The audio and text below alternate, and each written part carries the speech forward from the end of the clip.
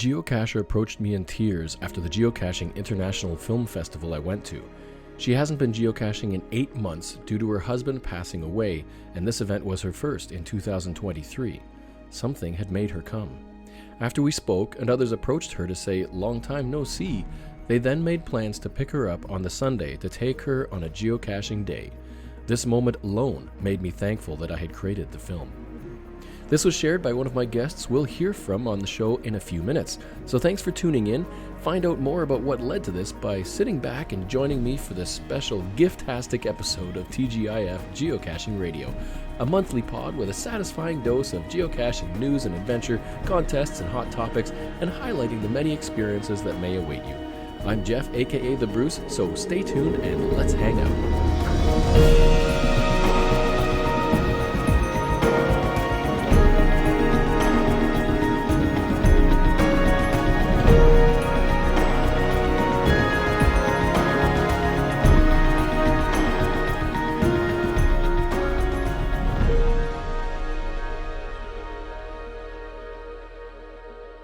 We are here with a great group of people, fun and entertaining. We have GIFF creators, the film creators. We have Rich Schleifer. Is it Schleifer or Schleifer? Schleifer. There we go. From Komikino and the Kid, if you know him from YouTube. We've got Dave Westhouse, or Londonwesty of Cache Canada. Woo-hoo! And he's also here with Craig Seemyshell. G'day, mate. So, this GIFF year has just wrapped up, and there were, I think it was 18 films in the whole reel, and you guys had some entertaining films. And I thought it would be awesome just to be able to chat with you and find out your thoughts, your creative process, and maybe if you had any inspiring words to share with people. And we'll just do a nice casual roundtable chat, like a bunch of guys just sitting around having a beer. Sounds good, mate. Sounds good. That's pretty cool. All right. Beer. I forgot my beer. Give me a minute. I'll be back in a second. All right. So I guess first off, we can go around in the circle in the way that I'm seeing it. So first question, who are you and what did you make? Craig Seemyshell. G'day, Geoff, and welcome to everyone else who's listening to this podcast. Thank you very much for having me on, mate. I'm used to my own podcast. This is the problem. I created Echoes, was my GIF film. Very different, very, very different to other GIF films. I have my own YouTube channel and TikTok and social media, all that sort of stuff as well. The Aussie geocacher Seemyshell. And I've been now, I think this is my fourth finalist entrance for the GIF event, mate. So yeah, thanks for having us on. Thanks for being here. Next up, we've got Rich Komikino. Hey, everyone. My name's Rich Komikino. You can find me on YouTube, youtube.com/Komikino, Komikino. Yeah, this is our third entry here so far in the GIF competition, and had a great time working on this one here with a new person, actually. So it was great working with somebody new on this GIF presentation, and I hope you all enjoyed it if you saw it. Thanks for coming. And next up, we've got Dave from Cache Canada, half of Cache Canada. Yes, half of Cache Canada. My wife Karen is the other half, and we put together the video or the film Geocaching Might Be For You. And it was based on basically a U.S. commercial style for a drug. But instead of having all the bad effects of a drug, it was all the good things that geocaching could do for you. You see these commercials widespread through the U.S. That's right. Not that you're trying to promote geocaching as a drug, but we all know it's kind of like a drug. Yeah, once you get in, you're hooked. Addicted. You can find us on youtube.com/Cache Canada. Yeah, and all of your videos, all of your films were well done and entertaining, and I enjoyed it. And I think it sounded like everybody, at least at my event, also enjoyed each of them. Had some good words to say for all of them, and so great job, and it's great to have you here. So first off, our big question that I guess everybody is asked after they've created something, what inspired you to make a film, and what inspired you to make this particular film? Correct? Well, myself, believe it or not, and I don't mean to go too dark, too deep, but it is what it is, and it's real life. it's exactly how I started geocaching. Back in 9 years ago, I was going through bad PTSD with work. I am a police officer. I went through bad PTSD. I ended up losing my wife and children, etc. And geocaching got me outside. It got me playing, in fresh air, sunshine again. I met new people, met new friendships, and so that's what actually inspired me to create this film. But why I created it now and not before was beginning of last year. I had a second bout of PTSD, and again, this one's pretty bad. And again, I went to recluse, inside. I stopped my videos on YouTube. I stopped, doing all that sort of thing. And believe it or not, at the time I was back in Australia, and I'd actually cashed out my whole town. It was only a very small town, country town, and I didn't have any mode of transport, didn't have a car, etc. But Munzie, the game of Munzie, was very, very widespread in that little town, like extremely widespread. And so I picked up that outdoor game, again. And so I started playing Munzie, which got me out walking every single day. And when I say walking, Geoff, I'm talking, 9-10 miles a day walking to collect Munzie, like virtual Munzies, like points. That's all it is. Like, it's not like geocaching. How many steps is that? Up to 20,000 steps a day normally, sort of thing. So it was just very, very good in that regard. Most people try to just hit 10,000 a day. That's a big milestone. That deserves a little bit of an applause. Thank you, mate. Well, I've been going to therapy since that point in time, and my therapist basically said to me, "What do you do? What do you like to do? What did you do beforehand?" And I said, "Oh, I was into videos and I was into geocaching." And so I was talking to him about my previous GIFF entries. And he said to me, "Is there one coming up this year?" And I said, "There is." He goes, "You're going to put in for it?" I go, "No." He said, "Why not?" And so he's very pushy in terms of that I should get back into what I love doing and create something again. And I thought to myself, well, the only thing I know now is what I'm going through now. And so I said to him, "What do you think about this?" He said, "I think that's a great idea." And to be honest with you, Geoff, as well, the amount of people that have reached out since watching it, and it's one of those things that's not talked about. Mental health is not talked about in anyone's world, but it exists. It is there in a lot of people's minds. And since doing that, I've had a lot of people message me saying, "How's everything going? Is everything okay?" It's been quite therapeutic. And even the process of filming again was very therapeutic, even though normally I'm a 1 or 2 take wonder sometimes. But this one here, this film, Geoff, I'm telling you now, it was 4, 5, 6 takes in for one shot. One shot took me in almost all day, like that shower scene. Shower scene sounds bad, but that shower scene was almost all day shot. You know what I mean? So, but yeah, pushing through that again and getting back into something that I enjoy doing, and I'm so glad I did, and it has sort of, hopefully it inspires others as well. If they're going through it, they're not alone. Get out there, do something about it, and find out other geocachers and other friends out there. Yeah. So yeah, that's what inspired me. I know it's a bit dark to start off with, mate, and I'm sure the other guys are much more lighthearted. But yeah, that's what mine is all about. Yeah, and like you said, it's a very serious. It's probably the most serious film that's been in the GIF reel for years. I think like there's no humor in it really at all. Yeah. I haven't seen anything like that over the past couple of years. This is like, whoa, this is a complete different feeling. Should we be laughing or something? It was a really, really good message.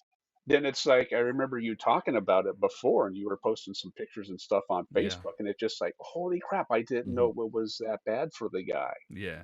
So it opened up my eyes towards somebody who I've never met before, but I want to go cache with them. Yes. And seeing what they've gone through and what led them out to go geocaching. So it was different, but also eye-opening. Thank you, mate. Thank you. One thing I'll say as well is that you see it all the time, and I get told that all the time. Yeah, I'm a talkative guy. I love a chat. I love socializing to a certain degree and stuff as well. But there's times where I don't want to do it, and this is the problem. But what people see on camera, they see a happy-go-lucky guy. Sometimes that's not really the case deep down. And that's just not me. I'm talking that worldwide. You'll have friends out there that you think to themselves, why are they so, like, all of a sudden something will happen to them, for instance, and you go, why did that happen to them? Well, I didn't know that affected them that much. You know, it's the same as like serial killers next door neighbor's a serial killer. Oh, he was always a nice guy.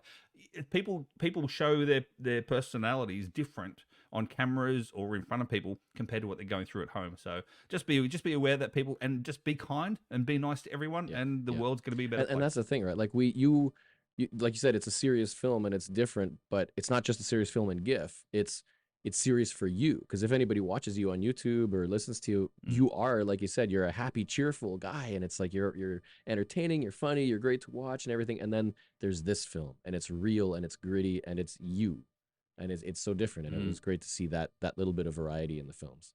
Thank you, mate. Thank you. So Rich, what inspired you to make your film, or this film? Comedy. No, change the mood there. I'm like, oh God, how do I follow up on that?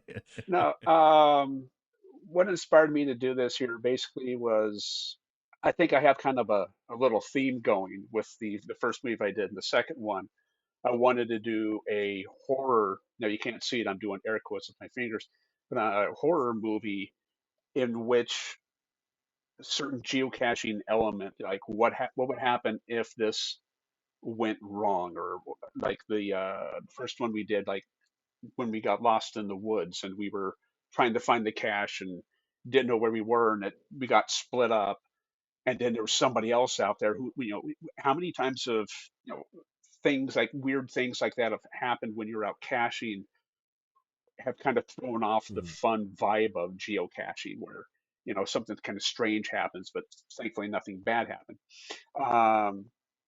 So I wanted to kind of go with that type of a feeling again, as far as what would be a new scary element to geocaching.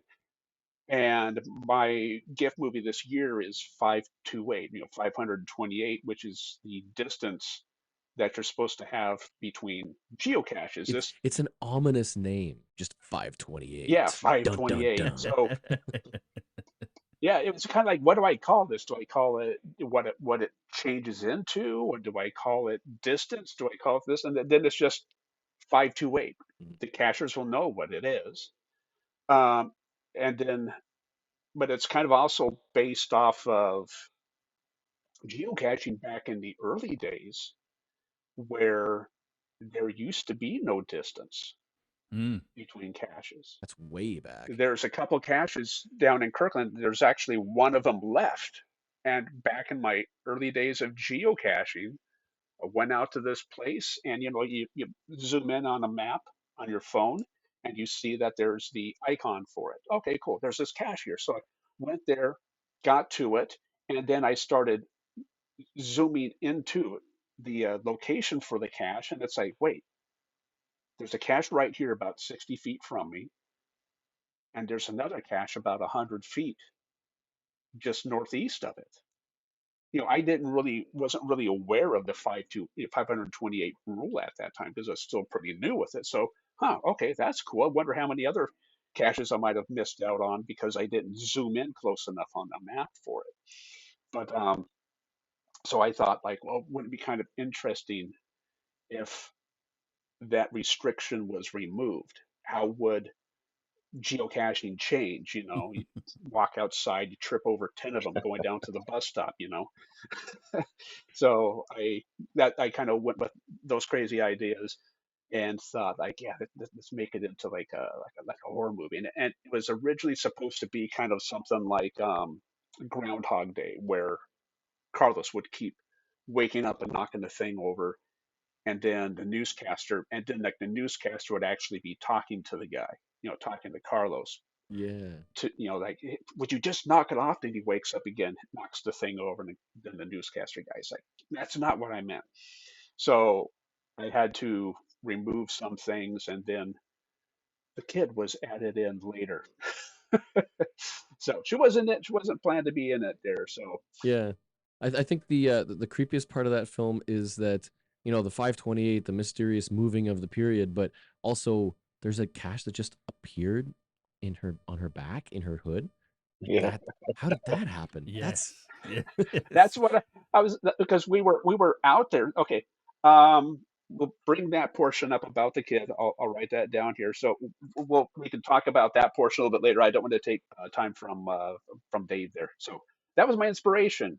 Keeping on with the tradition of a horror movie, making having fun with the weird wacky situations that could happen, and what if. And like your topic itself isn't like a horror, but it's like it's presented in a horror fashion, which is kind of your style, which is neat. Yeah. Well, yeah, it's like even like the second one with permission, there was like nothing really scary about it.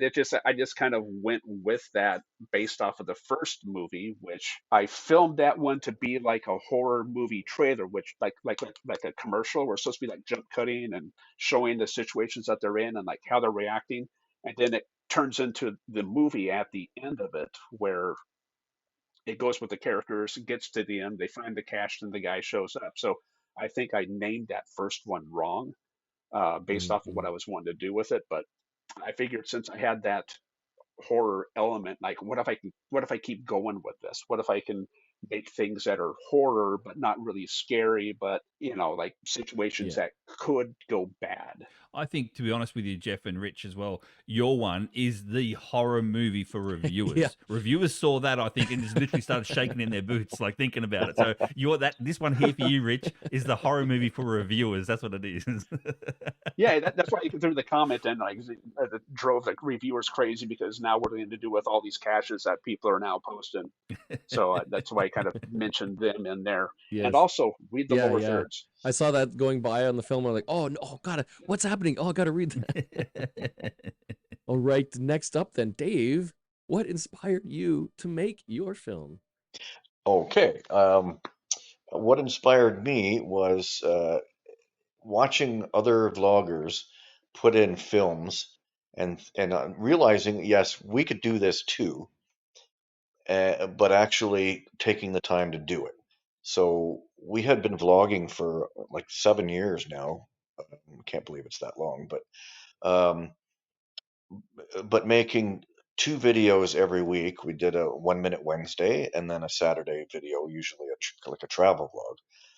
And I didn't think, I said, well, how am I going to make a film when I'm trying to produce two videos every week? It's just not going to happen. But when in 2021, I had a couple of ideas, and I was going to do it.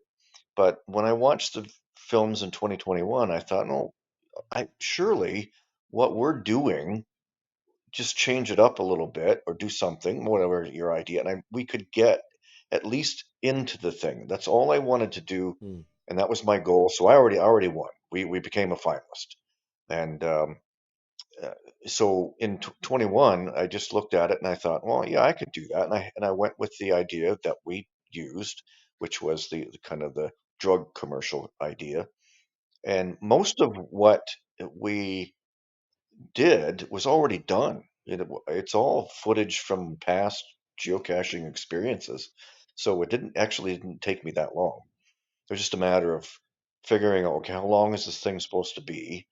Um, what can I put in and what can't I? I had to do a last minute edit because I found out from HQ, no, you can't do that. And I'm like, oh, okay. I better get that out because I didn't want to I had a time crunch and I didn't want to make two versions so they could pick one that was okay and one that wasn't. But they got back to me very, very quickly. Yeah, and in your case, it worked out because as compilations, it's not like you have to go out and refilm something. You just have to adjust the clips that you already Yeah, have. the only thing that I had to do um, was basically a couple of shots. Like there was me and a friend of ours as the doctor. That scene didn't did it really quick and it didn't work out as well as I would hoped. The sound was not that great. Um, but a lot of just the narration over. That's all I had to do. And then all of it was all clips from previous adventures and a couple of pulled clips off the internet, like the satellite going over the Earth, which I just love. I've done that a couple of times in a couple of videos. I just love it. If I could do a satellites just swinging back and forth doing it, hey, I'd do that for a 2 minute film. Um, but yeah, all of it was just film that we had in stocked. It was ready to go. I just needed to pull from. I had to go through everything that we had shot and go, well, that's good. Oh, that's good, and then bring it in and go, well, this would go good here.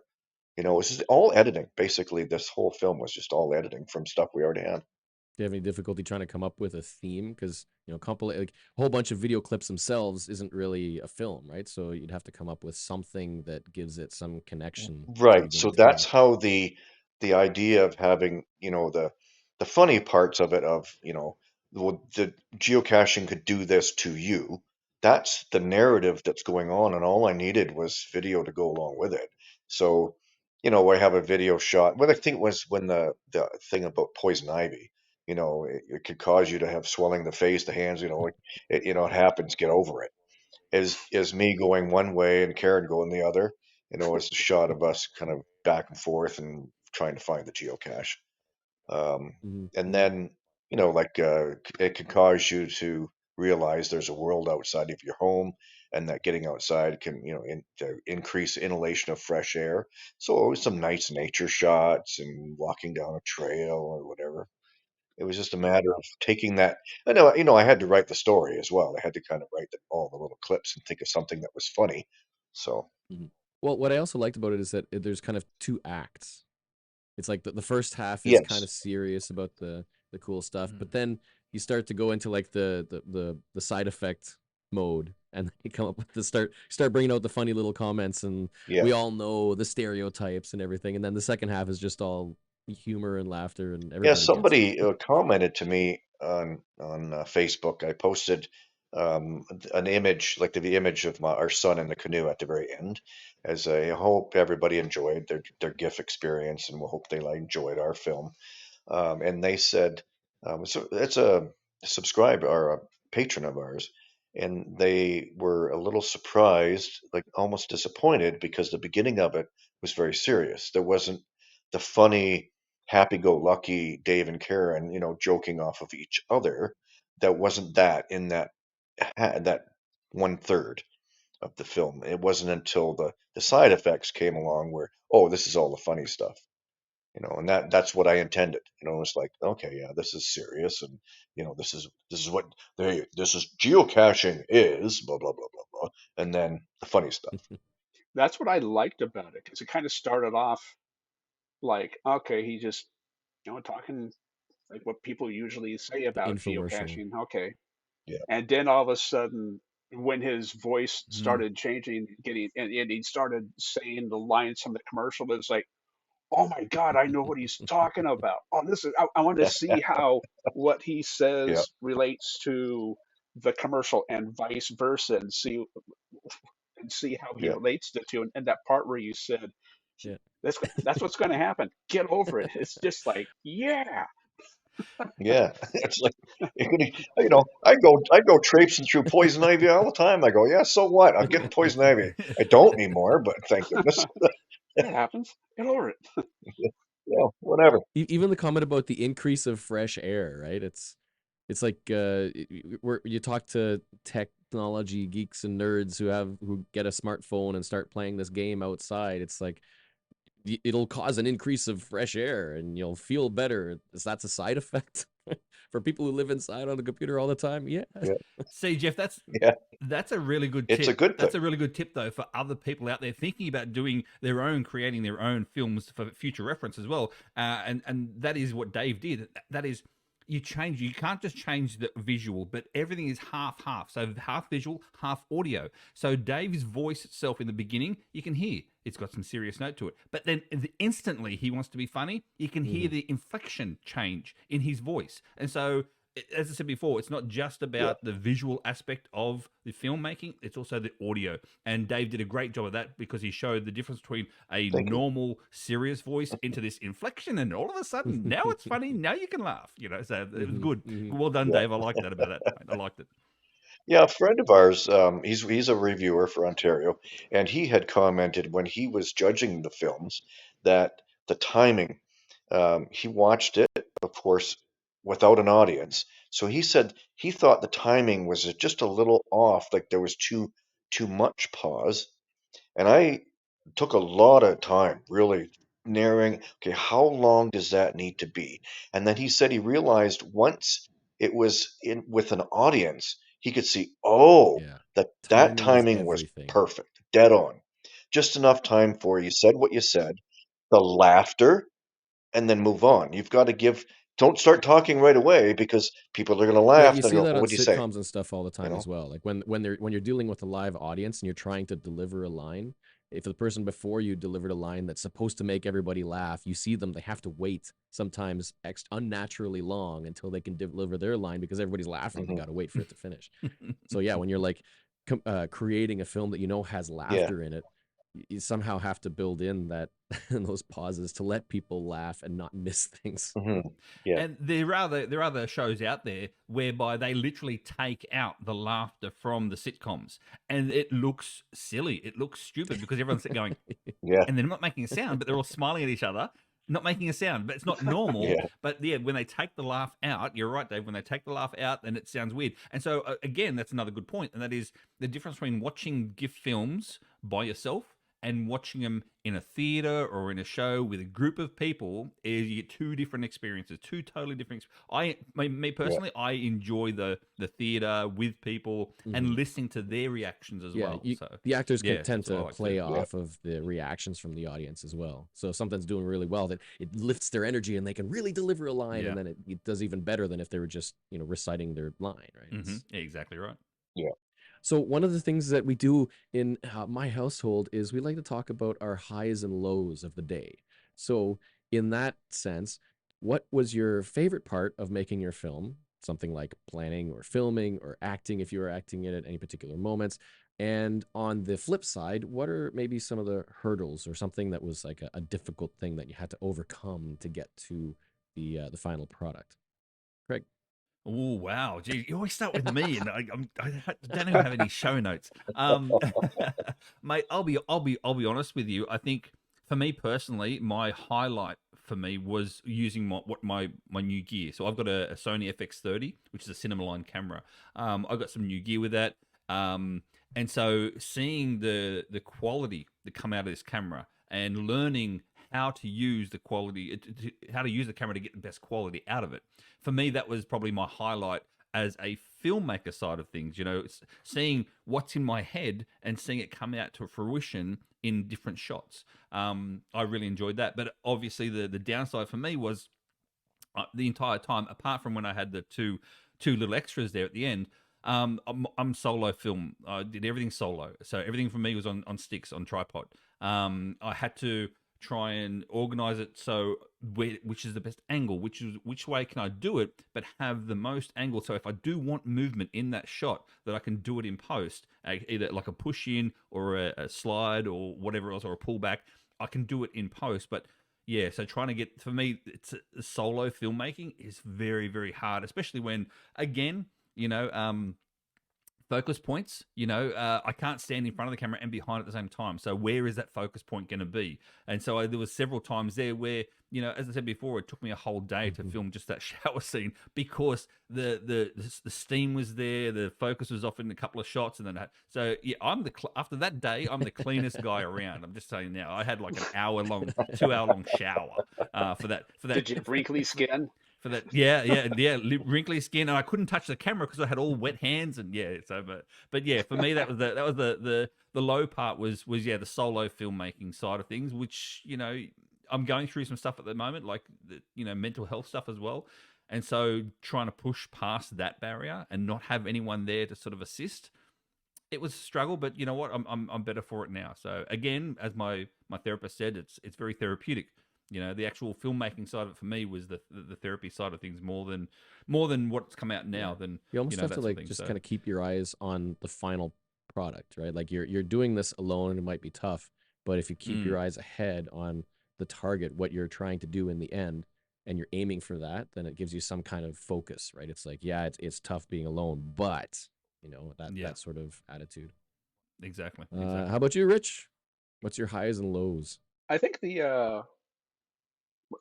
one of the high points of this was working with somebody with Carlos, because he hasn't been in any of my movies. He's been in a couple of my videos, I know the guy is just off the rails goofy.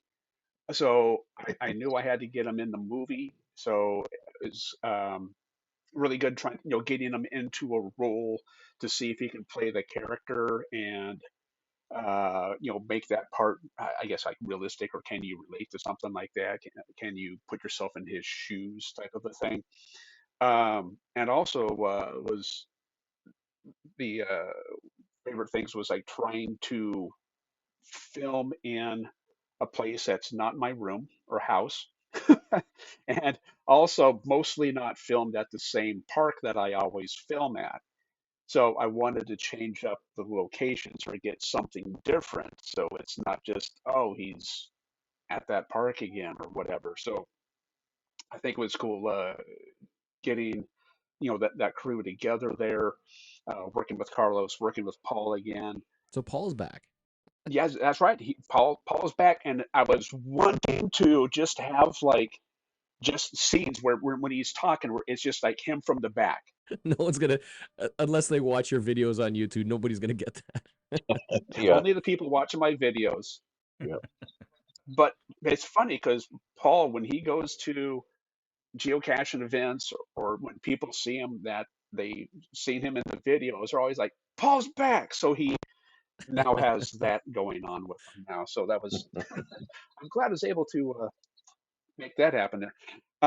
But bad thing that happened was when I was scripting this out, it was near the end of the school quarter for my kids. So she's graduating from high school. So I know she's busy with school. She wants to go to work. She's like looking for college. She's got her friends and all this stuff going on. So if you look at the script, which I'm holding up here, folks, in radio land that you can't see, she's not in the script. Mm. I didn't script her in at all. And as I was saying earlier, I had it planned out to where when the script goes through, he goes to sleep, does his thing, the newscaster comes on, and then it ends with that. When we were filming at the work location, my work location, which was also fun because I, managed to get that. Um, when I was filming some stuff with Carlos, I was like, I filmed different shots of him waking up, and as we were talking, I was thinking, oh, I should make this like Groundhog's Day. So it'll keep repeating that scene and over. But then when I came home and I was editing up the first part of it, the office to where he falls asleep, knocks the water over, shorts the computer out, then I started thinking, that's not really funny. People will like, oh, Groundhog's Day, and then that will kill the comedy right there. Like, well, we know what you're doing. So I was forgetting about that. Like, okay, I don't want to do that, and but I need to film the newscaster scene. So I asked the kid, "Hey, I'm going to need. Are you free this weekend? I need you to be the camera person, to hold the gimbal as I walk down through the forest trail there to film this newscaster scene for the GIF movie." And she's like, "GIF movies? Yeah, I filmed the GIF with Paul and Carlos." And she's like, "I'm not in it?" I'm like, "No, I thought you were too busy. I didn't want to bug you with it." "Well, I wanted to be in it." "Oh crap. Okay. I'll tell you what. Are you free this week?" And she's like, "Yes, I'm free this weekend. We can do this thing." And I'm like, "Okay, let me think of something that I can put you in." And when I was first originally planning the movie, when I was having the newscaster talking, I was thinking like, oh, I'd have maybe an event, and then I was thinking like lining up everybody that it came out to the event like 5 feet from each other, and gimbal past, like person one finds a cache, person two finds a cache, go through like all these people along the trail. But I didn't film any of that stuff, and I thought, wait, what if it was just like some kid running around or a geocacher out in the woods, and they're, and here's somebody we saw earlier today at the park, and filmed her. running up, finding a geocache and dropping it, and then finding another one, finding They're another one, and then everywhere. it's like, okay, that's Mhm. that's cool. That'll get some laughs, but yeah, but then it's like, what's going to really make this funny? What if the geocache was on her? And that's when she was like, wait a minute, pulls a geocache off of her back jacket. And it's like, there's even one on me. So She Mhm. really Yeah. added to that film, Yeah. I think. Yeah. yeah, Yeah. a lot of people quoted some stuff online and some like Facebook posts and stuff saying like, I even found one on me.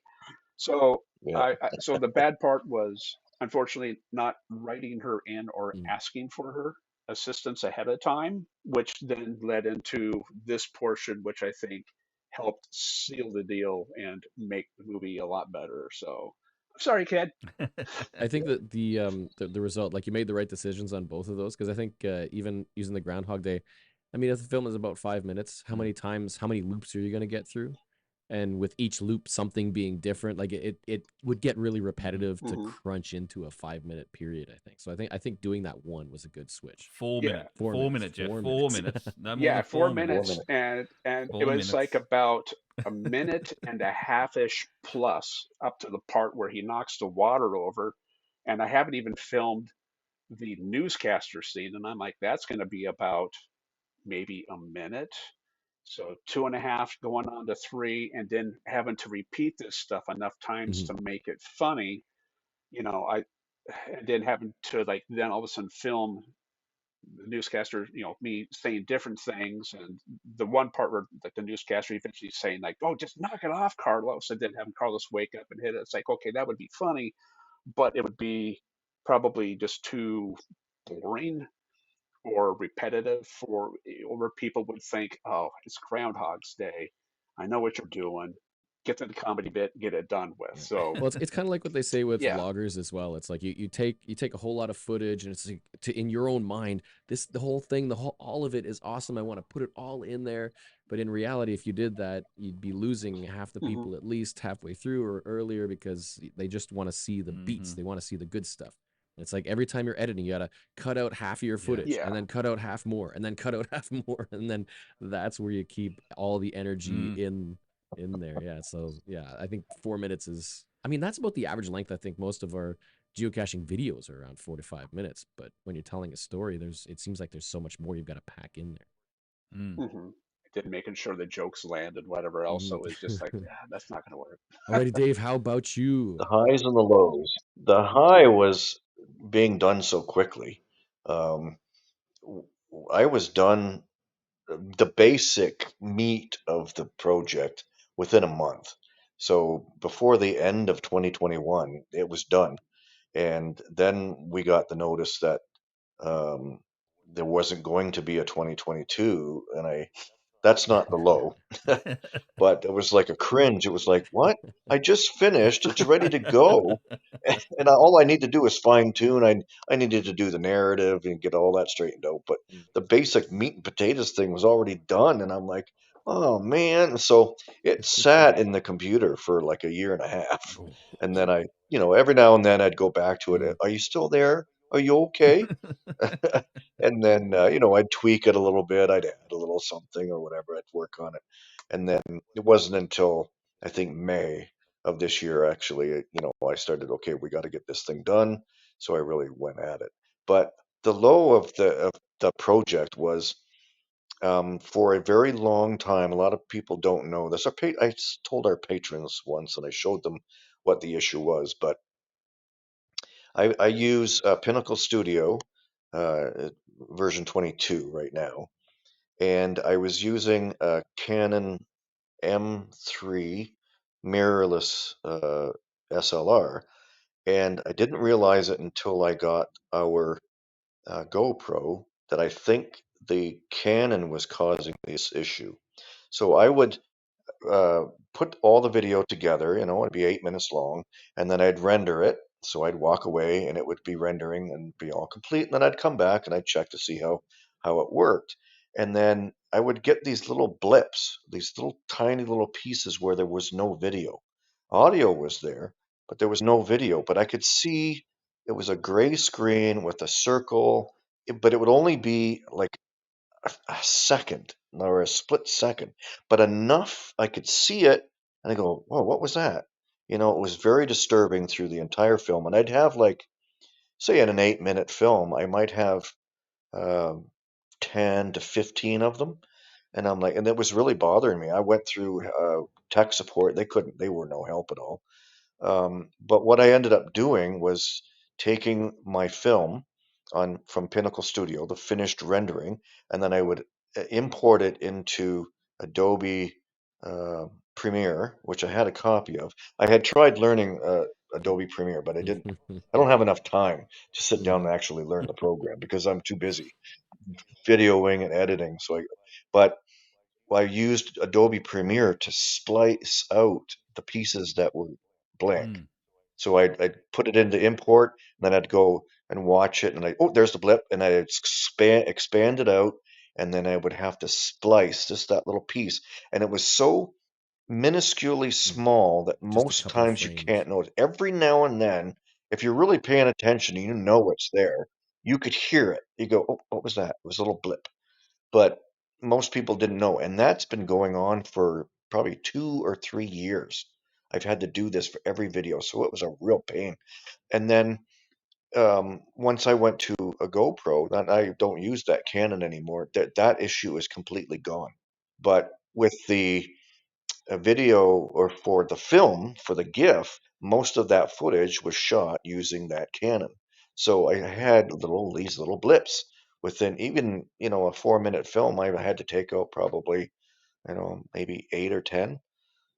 So it was just a matter of, and then that was my low point in my head was like, what if I forget one? What if I mhm. because sometimes I go through and I got them all, and then I'll load it up onto YouTube, and then I'll check it again just before I publish.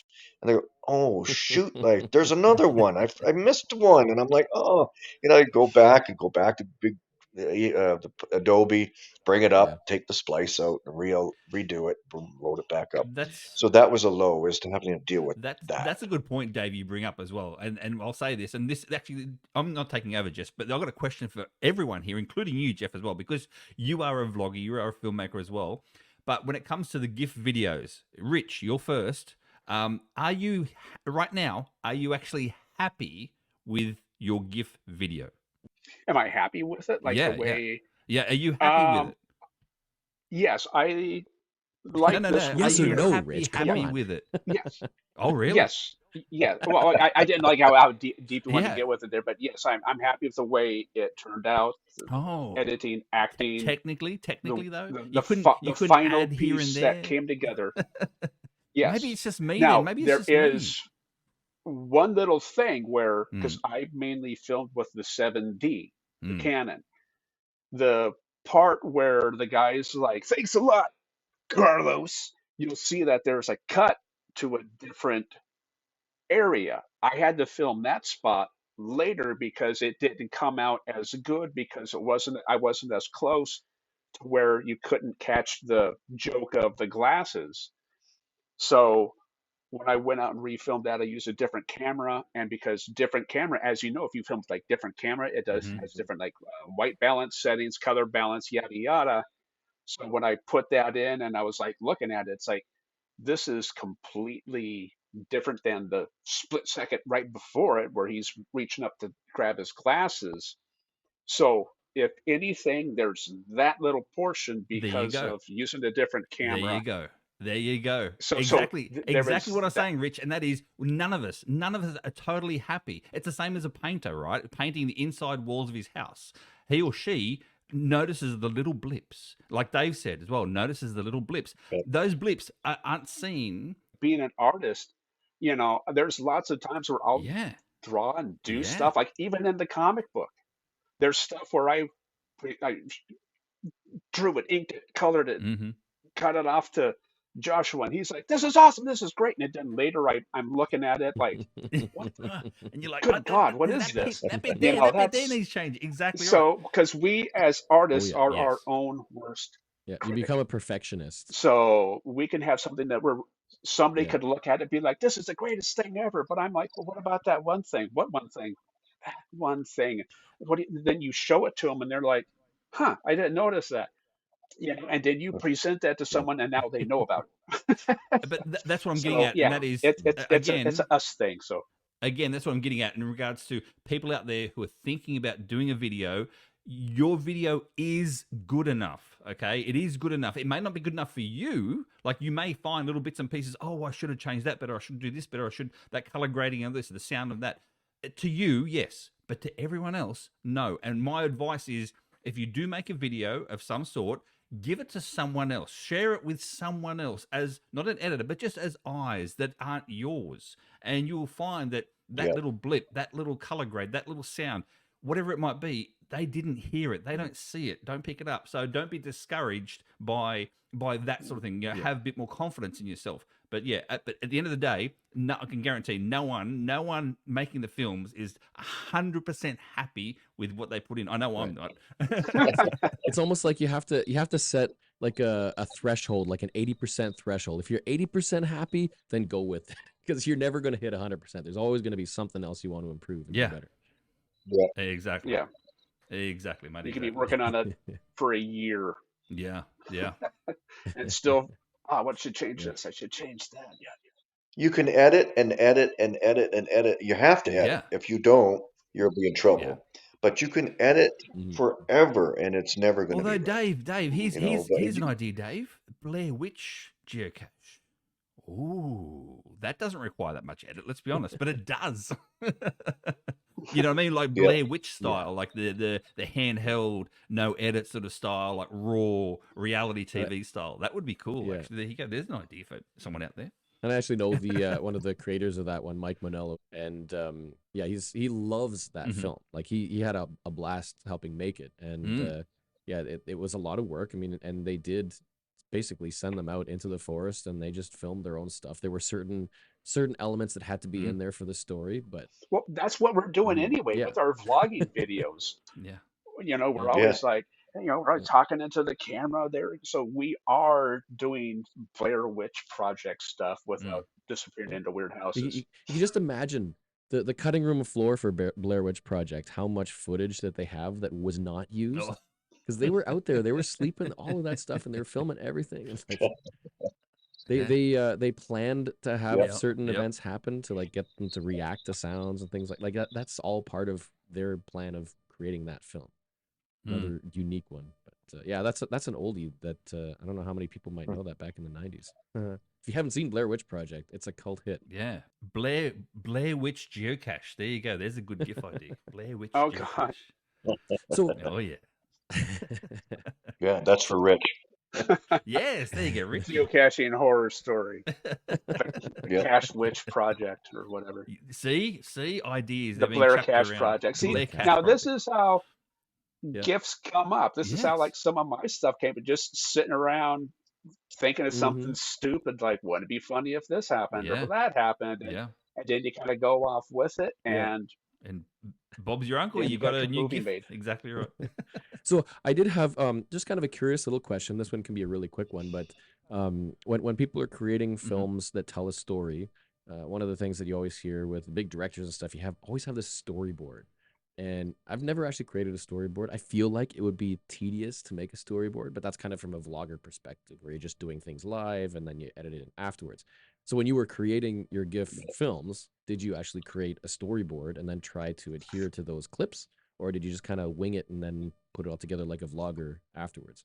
That's a very good question, Geoff. And I never used to either. Like, I was like you, it was always in my head and whatever else as well. And then I started 2 years ago when I did my my one in the diner, the geocaching in the diner itself here in New Jersey. And that one, it was one of the FTF races and whatever else as well. That one was really cool. The idea was there in my head again, but I had to share the idea because I had my actors around. And actually the main character in that is not even a geocacher, to be honest with you. So there you go. He's actually just a friend of mine.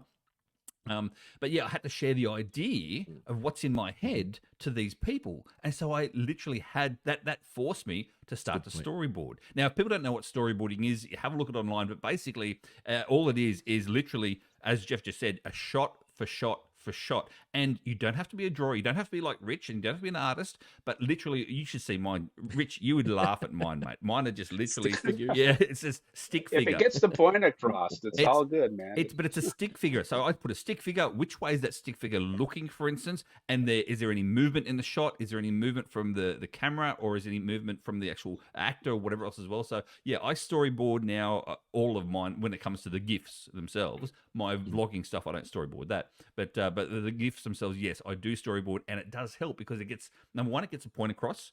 But number two is you're not going to forget anything either. So if you've got an idea, say for instance, 9 o'clock at night, oh, that's a good shot. I just thought of a shot. I'm watching a movie, for instance. There's a good shot in a movie that I like, that particular shot. I'm going to put that in my GIF. I stop the movie, do the storyboard of it, and I put it there somewhere in the GIF. You know what I mean? In my film. And so that's the idea. So you don't have to forget the different shots that you actually like. And let's be honest as well. Have a look at the types of movies or shows you like and have a reason. Why do I like that? Why is it that shot there, like The Matrix or whatever else? It doesn't have to be that extravagant, but why do I like that shot? What's pleasing to me about that shot? And people don't think about that. It could be the color, it could be the sound. As simple as that. I mean, with mine, you probably, I'm not sure if you saw it or not, but you saw mine was very dark in color, very grays, very moody to begin with. And then after I found that the geocaching itself, it sort of lightened up and the colors came back in, So it was that was that feeling of the color, and that was basically purely on color. You know what I mean? Not on audio, not on sound. I didn't have to talk about it. I didn't have to say, oh, I'm happy now because I found geocaching. No, it does it by color. So again, have a look at the shows or movies you like and storyboard that way. That's what I do. So that's my tip. What about you, Rich? Do you storyboard? Sorry, I took too long. Do you Yes or no, Rich? Yes or Of no? course he does. Yes. Okay, Craig, you're next, or Dave, you're next. Rich's storyboards is going to be next level. Yeah, I know Rich did, but we didn't at all. Didn't need to. It was purely a script. Yeah, so I know people will script theirs out in with the movie formatting when they type it out, so they'll get that all going. I can't do that. I visualize it, like I want to have this happen. How do I see that happening? And being an artist, comic artist, the panels and pictures kind of just like appear in my head. Like, okay, I'll show the outside of the building. I'll have the people talking with a voiceover. Camera will pull through the two of them as they're talking. They step closer as they, and then they will sit down. So I visualize it, and then I'll just start drawing out each individual thing. And I'm holding up the storyboard here. So this way I can see what is that a good, interesting shot. And also you want to make sure that things are set up good for like your rule of thirds. Is everybody positioned? Your character's on this side of the screen, then the other person's talking, then they're on this side of the screen. Make sure they're in there, the eye level. So I get those all planned out, put those in. And of course, you don't want to do anything like break the line. You've heard that term, right? So yeah, you don't want to be like. But right now, I'm looking at Geoff and Craig in my in the display here for StreamYard. So I see Geoff is on the left side, Craig is on the right. So if they were facing each other, and I have the camera over Craig's left shoulder filming Geoff, if I want to switch over now to film Craig as he's talking, I need to be over Geoff's right shoulder, because if you start going over different shoulders, then it gets confusing and consistency and shot angles and things like the that. 180-degree rule. Yeah.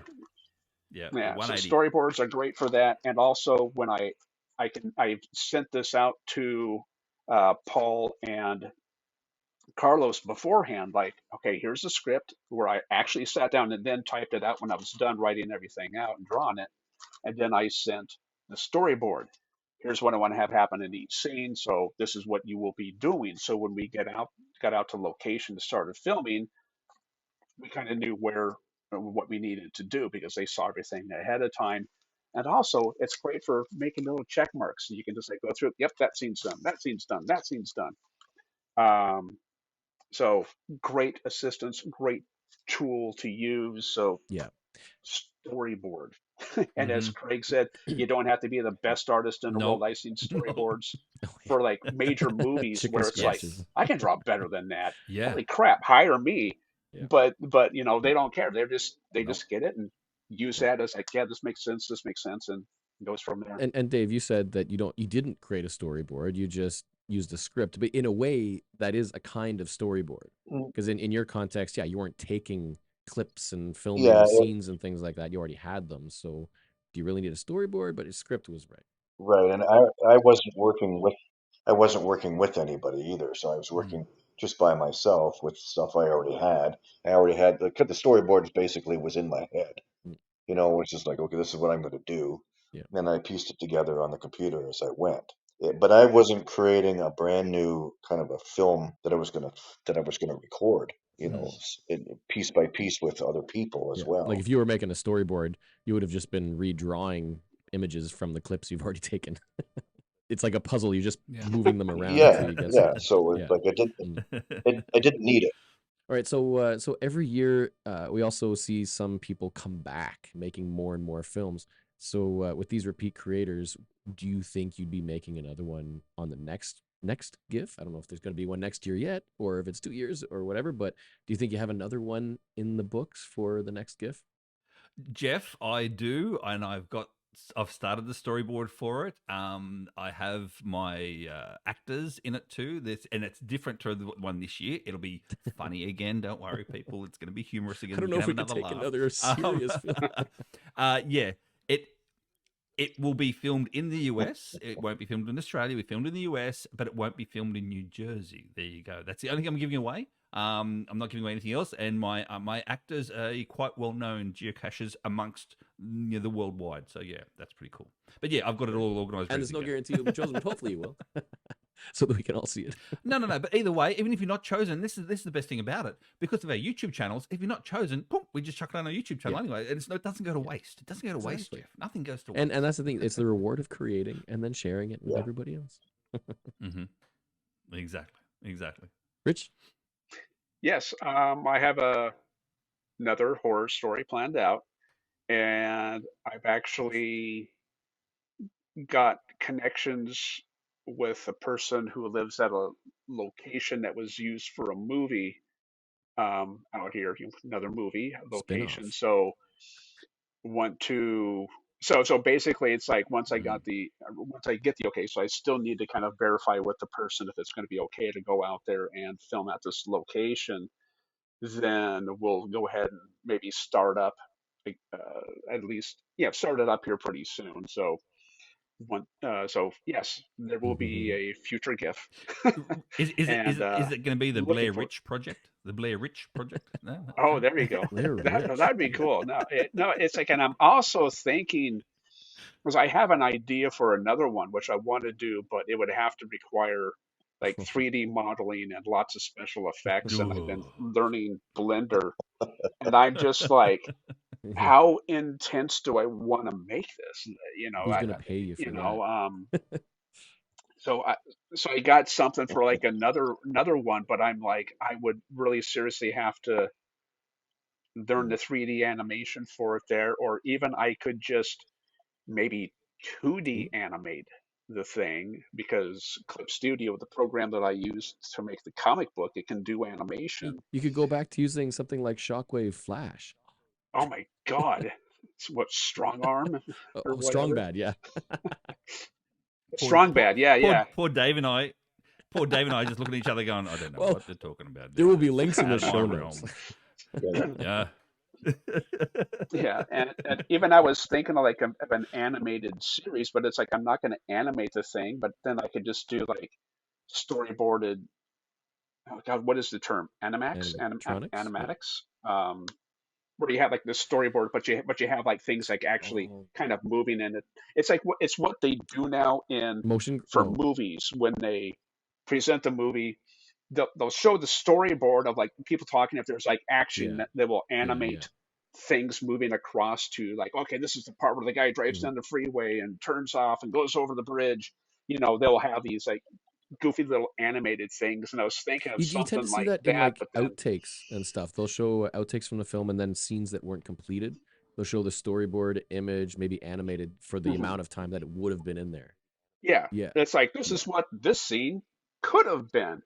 But I'm afraid if I do stuff like that, it would make it look more cheesy than what I want it to be, because the thing Why I don't, have an idea for would be like a serious story. Oh gosh, you just why don't you go okay, come back. full? Why don't you go full animation then, like Rich? Because I don't think there's ever been a full animation GIF video. Well, There's see, one you that's could another put in. thing I was thinking, but Mm, swear to God, that would it would be working on my own to yeah. do something like that, and I wouldn't be able to do.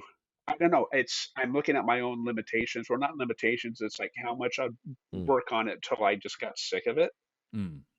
and then like animating like a It's 4 minute thing. it's up to four You minutes too, know, Rich. It doesn't Yeah, have to be 4 there minutes, was. I mate. It's think there was up to one that was like 4 minutes. a So you minute can 10 yeah, go this at year. two and a Something half. like You Yeah, that. know, it's Just easy. over a minute. Yeah, Um, yeah. yeah, That yeah, one with the yeah, drone, the FPV drone or shot. the Yeah, Easy yeah, TFTC. That was super short. yeah, that's the one. Yeah, yeah, yeah. yeah. What about you, Dave? Have you got one? You've got one in your head, haven't you? Surely. He's thinking. He's scratching his head. yes, I've had an idea for another one. It's not probably won't. It's not funny, um, but I think it's a good idea. I Hmm. think it could go in as a finalist. And I've already shot several people. Let me see, one, two, three, four, five people so far have done their segments. Nice, nice. So it'll be this will be one that'll take me almost a whole year Mm. to produce Yeah. for the elements that I need to do to put it together. I find Jeff as well. I like how this year, for instance, as well. In my mind, my personal mind, they weren't all funny. Some showed you beautiful shots. Yes. Some were dark and like mine, or whatever. But then others were quite humorous and really did resonate. Mm. There was a good Yep. variance. And that's what I enjoy Hmm. about the whole the film festival as it is, and that is it shows different styles, Yeah, different countries, even as everybody's well. Yeah. different. Like Yeah. everything's different, and that's what I So love. So different. Yeah. it doesn't have to be funny. It doesn't have to be an FTF Just be race. creative. Like Yeah. that's been done. Let's keep going. And Yeah. yeah. And as you said, Craig, if what I create doesn't get picked as a finalist, Hmm. that's Hmm. okay Yeah. because I'll just use it on my YouTube channel. Exactly right. You don't It have to worry was about it for a week. Then you got a week off. You see. yeah. All right, so we've been chatting for almost an hour now, but just a couple more quick little questions again. So apart from your own film, do you have any favorites this year and why? I do, and yeah, I'll be honest with you. I think it's a standout favorite that everyone has, and it's not created by anyone in this room now, right here. However, I am proud to say that I did have a hand in my favorite. It is obviously from Australia, the one from Australia as well, GeoCare. Now, when I say I had a hand in it, Yep. I didn't know in regards to the storyline. I didn't know any of that sort of stuff at all. Nothing of that. But she came to me in regards to filmmaking. And so believe it or not, that film, Jeff, this is for tips out there for people who want to put in a GIF, but I don't have the camera. You don't need one. She used an Android phone, Jeff, an Android phone. She then Mm. edited it on a computer that is a free editing software on a computer. That's all she did. She got her friends in the geocaching Wow. community to get together and do it. That's Mhm. it. And look how it turned out. You know what I mean? Could Yeah. the filming be better? Of course it can. Every video out there can be better. But did it get the point across? Yes, it did. And me personally, I loved it because you know why? It resonates with the age of our geocaching. Let's be Yeah. honest. The four of us here, we're 40s, and we're the younger group, the younger generation of geocachers out there. We're in our 40s. Yep. Let's just say. 50s. We're in our 40s. Wait a minute. Well, you look like in your 40s, Uh, Dave. You look like you're 40, Why, mate. thank So. you. That makes me feel good. 49 thank for you. the seventh time. Yes. I'm getting up there. But yeah, I think I'm GeoCare. needing I was gonna say. I'm not needing the walker yet.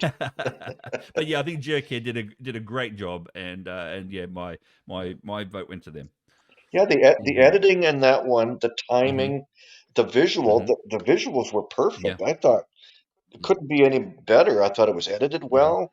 The sound was good, except the um, when we saw it at Jeff's thing. I'm not sure if it was because the subtitle was on, but the very Yeah. last little yes, kick line, the yes. Oh, she punchline, knows, Yeah, in that was sometimes quiet. didn't come across and she well. knows that too because I reached out to her and said that to her as well. I said, "Look, I loved it, but the only thing was."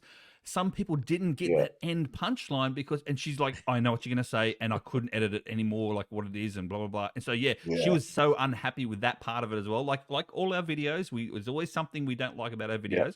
But to her, she's like, I know.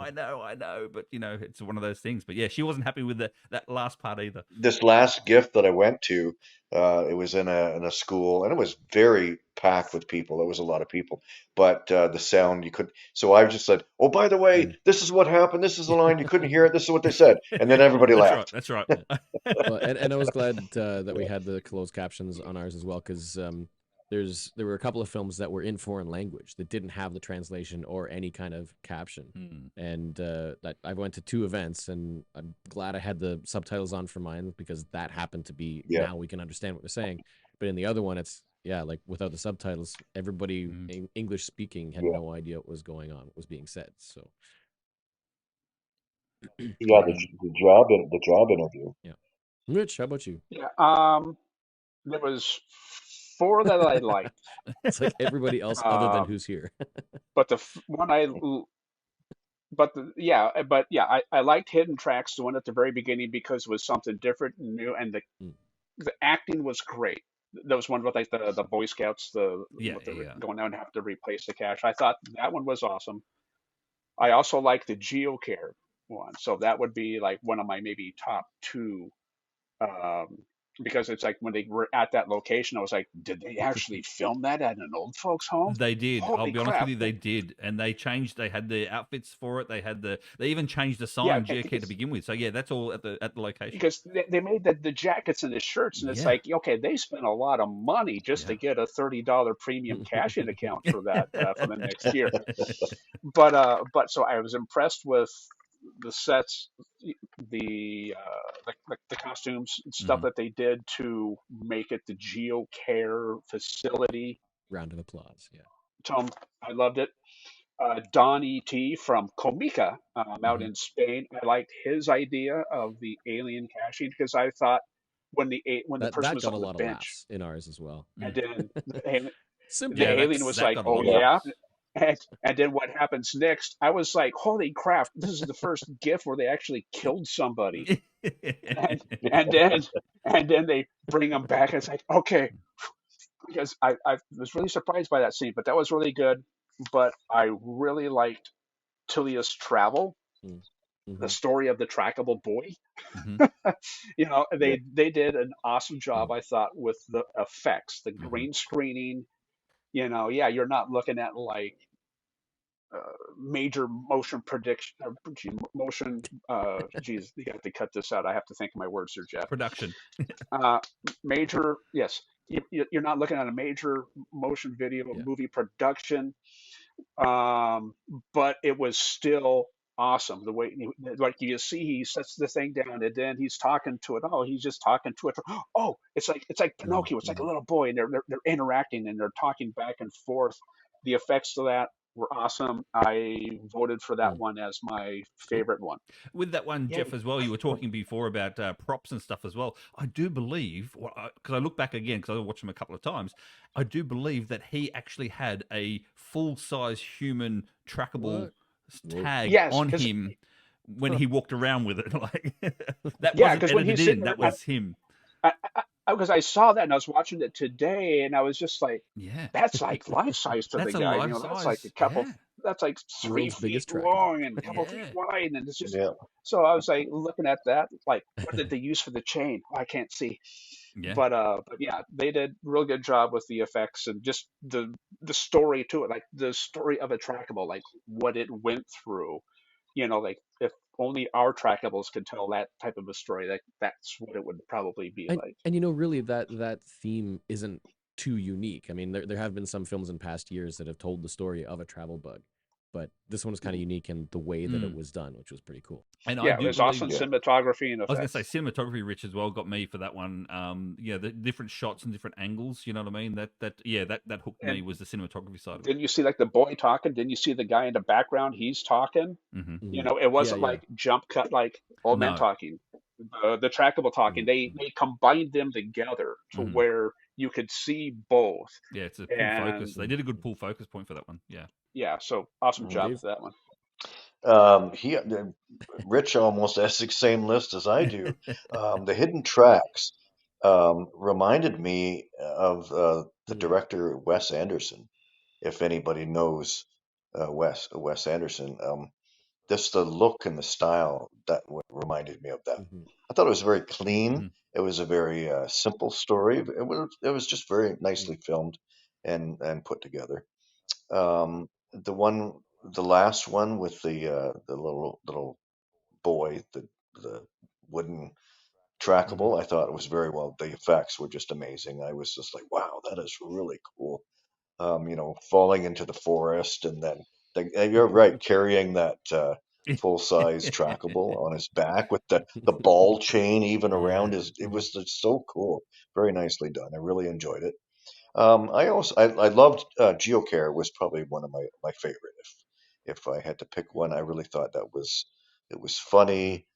It's timely because a lot of geocachers are getting up into that age where they can't geocache anymore. And I've already known in just my 10 years or 11 years of being in the hobby now, several geocachers who have Mhm. retired and passed away. Mm. So they're getting to that point where they're going to be in homes, and we're going to be there as well. Mhm. And what's going to happen to us? So that was really, I think it's I very think it's appropriate. also Yeah. a good one because it's a good idea. I mean, in general, it's just a good idea. It's Mm. believable. Yeah. Yeah. I mean, Yeah. you get an old age home Yeah. for retired Yep. geocachers, and every day they just put a cache somewhere else, and Yeah. Yeah. And yeah. nobody has done that yet. That's a fresh idea. And I will say this as well. Yeah. If you see their table, you see those little green mint tins, right?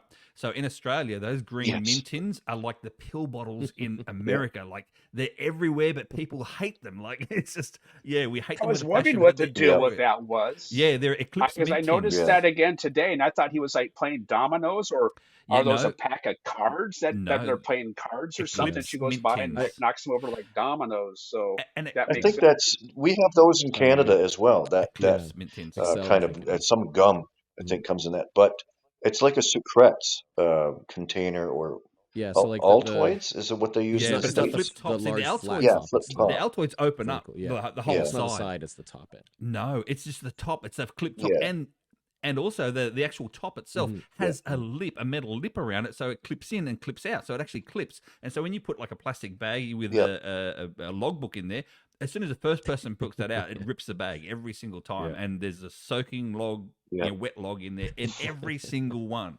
So yeah, yeah, and again though, that's one of those things where that was Australian / New Zealand would yeah, understand that. Australians would look at that and go, oh, the mint tins. Whereas yeah. Americans and even the rest of Europe, they wouldn't understand it because they don't understand the mint tin sort of, Yeah. phenomenon that is in Australia at the moment. I Yeah. knew Yeah, or they make exactly a what it was. westernized version where they flip Yeah. out those scenes and replace them with those orange pill bottles with the child-proof caps. Yeah. Those are everywhere. The other film that I liked was The Frog, Mhm. but I was amazed that Mm. Brian Roth was in it. That was just blew me away. I was like, holy crap! But that one needed some more editing and a little bit different, some filming, and they just had a little bit not quite as Mm. polished. Yeah, there was a And couple but I think it shots could have that been were better. off, like where he's like looking at the thing, going like, "Oh, it's my trackable," but Mhm. the camera was like so close. It's like it could have been Yeah, a little bit further back, and- pan out as he's holding Mm-hmm. it there. And, It's you, you're and I gotta back. give a little shout out there because So Brian yeah, was in it, but so was Gia Rasser, Gia Caches. Geocaches. geocaches, she was Yeah, there. Yep. she was there too. She was in it too. I wonder how the planning of that came about. Like, how did he do that? Like, oh, I want to have Yeah. this idea. This is all going to happen, and then he has Brian and That Gia out there. Hey, can I well, film for this with you Well, guys? And Brian and Gia were there for a mega event in Paris I think it was last hmm year, and so he's filmed that side of it. You know what I mean? When they Mm. were there in Paris with him, and so yeah, I was yeah, just like wondering like how like the thought process behind it. Like if he had this idea, or oh, oh yeah, Brian's yeah, going to be Must out have here been pre-planned. for a mega event. Yeah. I wonder if I yeah, could get his permission to film him in these scenes. Then I can film this other stuff. It's just, Yeah. I'm kind of interested in the mm, process of that movie there. Be yeah, good to hear from that because yeah, I think it must have been pre-planning the whole story, but then leaving the scenes out because technically he could have got anybody to play those two people. You could just put anybody in there. So yeah, Yeah. maybe he Yeah. filmed that with Mhm. his best caching buddy, To and get him into the film was amazing. Every I thought. film has a little bit of a twist. Yeah. Yeah, Is that the first Brian's film, GIF film he's been in? I think that's the The first first one he's Brian been in. film. Yeah. No, the first film, the first GIF film Mhm. Brian's actually been in. I wonder. There I you think go. that's the Yeah. first one I've seen where it had I actual know. geocaching people in it Mhm. from Yeah, GC lackey point of headquarters view. and stuff. Yeah. Yeah. I think I've seen a lackey in before, but not. I think they probably Brian. want to try to take a hands-off approach because it might be seen as like favoritism, like, oh, we got to vote for the one that the Yes. lackeys were in. Yeah, half these Yeah. movies have blackies in it. What's up with that? So that's what I was kind of surprised that it even made it in there. Like, oh, it's Brian's video. What do we do? We gotta pass it. Let it go. But I do like the construction of the film was nice that it did the rewind until you actually found out what the goal was. Like that was a nice, that was a Yes. good Yeah. hook for the final of that. That's right. film. Yeah. That's right. So we've covered so much already, a whole lot of tips for other creators. But just as a final word, do you guys have anything else that you want to say to anybody who wants to make GIF films, other vloggers or non-vloggers? Just one final word to say, yay or nay. Well, I've got a final 2 words for me, Geoff, and that is do it. Just do it. Don't hold back. Just do it. Just get out there. Just do it. Is it? I didn't say just do it. I said do it. I'll I said censor 2 it. words, not the 3. Yeah. So not Nike, but yeah. Just honestly, Geoff, everyone and Dave, he's one of the perfect examples, and I'm probably one as well. I went to my first GIF video filming back in 2015, and I looked at these GIF films and went, I could do that, and it's the same as Dave. And so you just do it. And so those people out there who don't know, and, oh, I can't do this, and I can't film this, and I'm not a vlogger, I don't do videos. You don't have to do videos, people. Just get an idea in your head, get together with some friends, and just do it. That's my take. Rich. My comments are it's a Nike commercial. You know what I'm saying, what I'm thinking. So, and Yeah. Craig See? said it. There's 2 So, for 2. Just do it. Yeah, so like my first one was at 2019, and I never heard of a GIF until like 2019 because as I got more involved in my videos and stuff, somebody asked, "Hey, you going to do the Geocaching International Film Festival film this year?" How Or did I not hear I'm like, about this? "What's that?" Oh, you've never heard of that? Yeah. You shoot videos. You should know all about this. So they sent me a link and I saw like the prior year's videos or whatever, and I just went with that. You know, you can do it. Just if you have a hard time visualizing things or shooting shots or what looks interesting, take a look at your favorite movies or TV shows. Something more than a sitcom because those are just silly views, but even then that could work. Take a look at how they tell a story with their angles and shots.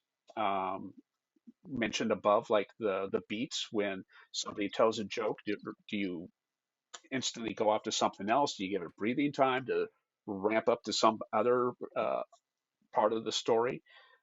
Get your influence from your favorite movies and TV shows. And again, Nike commercial. Do it. Just do it. Okay. Short and sweet. I got 3 words. 3 words. Go for it. Yep. There you go. And that's not trademark. That's not trademark, Dave. Well done. Okay, Geoff, I want to just jump in and say one more thing, and that is this is part of the geocaching community, and we're a hobby of great people. If you're struggling out there with anything or any idea, turn to your favorite video person who you know, whoever that might be, and I can guarantee that person will help you out. So yeah, with whatever you need. For sure. So yeah, reach out to your favorite video person that you trust, and you go, you know what, I follow this person on YouTube or whatever else, and if I'm struggling with something like Chook and Chunk did in Australia, and again, as I said, it didn't ruin it for me because I had no clue about her storyline. It was all technical side of things. She needed a hand with technical. And so, yeah, do that. Reach out to any of your video friends because we are all friends. You just in this made me think community of something. Like geocaching. it's kind of like those baking shows. There's some competitive baking shows, and you watch them bake, and they're helping each other. You know, they're trying to win, but they're helping each other. Like, oh, can you help me for like do whatever kind of shaping or coloring or something like that? And they come and help because helping hands. You know, and they'll help back. And so same sort of thing. Yeah, I think anybody who is legitimately a great creator and knows how to help and do things right will be glad to help. Because it's all for everybody's betterment, everybody's entertainment and fun and everything. So go for it. Exactly. Engage. Whatever you want to use. Make it so. Get outside. There's another one, Dave. Get outside. See? Like... Get over it. All right. Well, it has been awesome. A super pleasure. Thank you guys for coming on to chat about all of this. Lots of excellent insight. You know, from behind the scenes, from people who have actually created. And I think there's bound to be people out there who want to create some videos as well. And so any words are helpful words. So thank you guys for coming on. It was entertaining. Loved your films and all the others as well. They're all, oh, now I remember what I was going to say. People aren't looking for professionalism in these films, right? They're coming here to watch the films and be entertained. No. And you could have the best equipment, you could have the best experience, and you could make a film that nobody likes. And you see that on YouTube. You got 100%. videos that are just home videos created. They're rough and bouncy, and the audio is awful, but it goes viral, and everybody loves it because the content just clicks with them. So, I mean, yeah, if you want to make a film, just make it. Just do it. And it's either going to work or not, but at least you'll have the fun of it. And then who knows how many people will still enjoy it. So just do it. Just do it. He's on the just do it side. Flows. It just flows. So, once again, thanks. Thanks, Geoff. Thank you, Mike. Yeah, thanks for having us on. Thank you for having us, and it was fun being with these guys. Cash on. That's all for this show. Stay tuned for another regular episode coming shortly, and if you have any adventures you'd like to share on the show, I'd love to hear from you. Any comments, funny stories, milestones, accomplishments, rants, or adventures to share, please email tgif@cashtheline.net or phone one in by calling to leave a message at www.cashtheline.net/POI. Check the show notes for links and references mentioned in this episode, linked in the description, and thanks for listening. Please remember to give the show a thumbs up or a positive review. If you'd like to join the band of excellent adventurers who help support Cash the Line, please find us on Patreon or by visiting cashtheline.net/Patreon. Support for as little as a cup of coffee per month or with a discount by the year, and get bonus swag and access to exclusive content. See you again soon with more exploration into the wide world of excellent geocaching adventures. Please subscribe, follow, share with your friends, and comment where you're able. And, as always, happy caching and excellent adventuring.